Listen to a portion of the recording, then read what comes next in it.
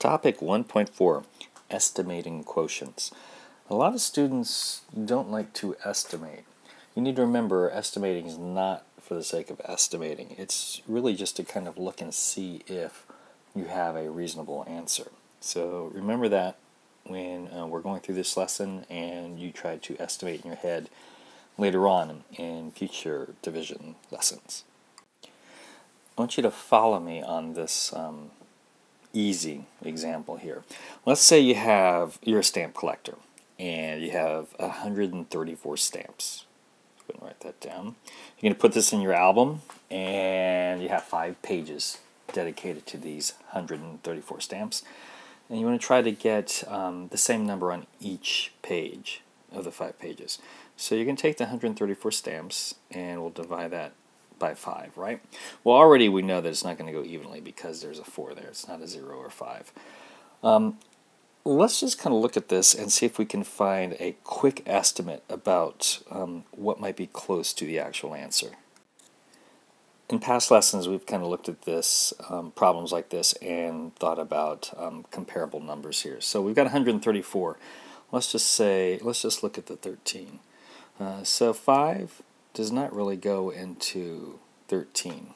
You know that we would just add an extra digit at the end there, 0 or whatever it may be. What are some comparable numbers that 5 would actually go into? You know, your two choices would be 5 goes into 10 or 5 goes into 15. That'd actually be what? 100 and 150 to compare it to this number here. So on those two problems, you should be able to quickly do those in your head, right? So 5 goes into 100 20 times, and 5 goes into 150 30 times. So your 134 is between the 100 and the 150. So you know your actual answer is going to be somewhere between 20 and 30. Did you get that? That it's going to be between 20 and 30. Why is that? Well, your 134 is between these two numbers right here. So if you were doing your actual answer and you got a number that was less than 20 or greater than 30, you would know that there was a need to go back and recheck. Let's do one together and see if you can stay a step ahead of me. Let's take 465 and divide that by 7. What would be a good estimate for this quotient? Well, looking at that, 7 goes into 42 and also 49, right? That's between 46 rests between those. So let's go ahead and use those as our benchmark numbers. Actually, which one of these two would be closer to the number here? You know what, I'm going to actually use 49. So I know that's, let's say 49 divided by 7 equals 7. And really that's going to be 490. So we could say that. So you know what, 70 would be a pretty good answer, an estimate for that problem right there. Just for fun, let's go ahead and solve that problem. 465 divided by 7. I'm going to go ahead and put my DMSCB over here to go through the steps. So 7 goes into 4. No, 7 goes into 46. Yes, we know that. Well, we know that 7 times 7 is going to get me 49. And this is less than that, so we know that that should be a 6 there. All right? So divide that out. So multiply the 6 times the 7, and that gets us 42.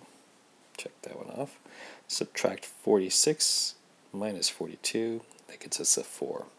Check that off. The 4 is less than a 7, so we can check that off. A number to bring down? Yes, so bring down that 5. Brought a number down, so we got to start all over again. 7 goes into the 45 6 times. So 6 times this 7 would get me 42 again. Subtract 3. Still less than that 7 there, so we're good there. Nothing left to bring down, so our final answer is 66 remainder 3, which, if you look, that's a pretty good close answer to our estimate there of 70. So we are probably right on that one. You know I'm going to do another one of these.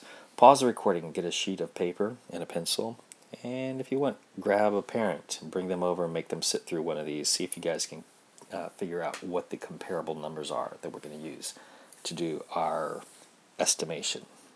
Oh, wait. All right. You have that paper there, right? What I'd like you to do is to go ahead and write this number down. 346. And let's divide that by 4. All right. Pause the recording and go ahead and see if you can calculate out a comparable number that you think will match up with what I'm going to use. And we're just going to do a two-digit, and then add the 0 after. Okay? So I'm thinking, well, 4 doesn't go into 34. 34 is not a multiple of 4. But I do know that 32 is, and the next multiple up is 36. And it looks like 36 would probably be a better number to use. So I'm going to actually go ahead and divide 4 into 360. If I do that, I should get an answer, an estimate that's close to the actual answer there. So 4 goes into 36 how many times? 9 times. 4 goes into that 0 there, 0. So that's a pretty good estimate there, 90. So let's actually go ahead and solve this one out. All right, 346 divided by 4. S, C, B. 4 goes into 3, no. 4 goes into 34, yes.